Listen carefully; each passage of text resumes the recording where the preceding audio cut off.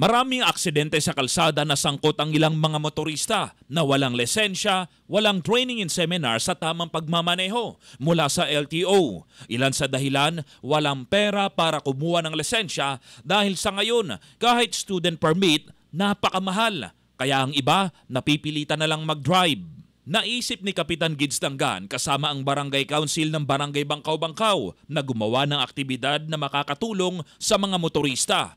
Ito ay libreng theoretical driving course mula sa LTO at ang tanging babayaran na lang medical at pag-release ng student permit sa halagang 750 pesos.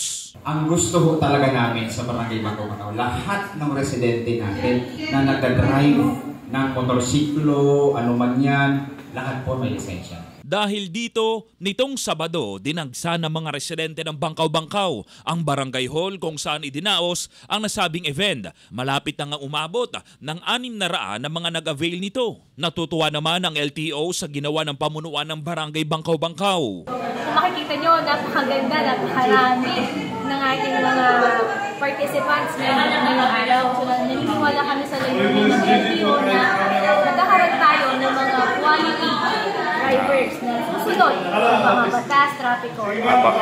Ang student permit ay initial requirement sa pagkakaroon ng lisensya. Magkakaroon ka ng student permit para bigyan ka ng permiso para matuto kang magmaneho ng sasakyan. Kapag meron ka ng student permit, pwede ka nang mag-drive ng sasakyan provided na meron kang kasamang may lisensya or instructor. Nakinig ang lahat sa paliwanag ng LTO dahil susunod na dito ang exam. Kailangan nilang pumasa at ang resulta, bagamat mahirap, pero pasado ang lahat. Hey! Pasado! Palakpakan pasado! Sa akin, isang taos-pusong pasasalamat kay Kapitan Gids Dangan at saka sa kamunuan ng LTO.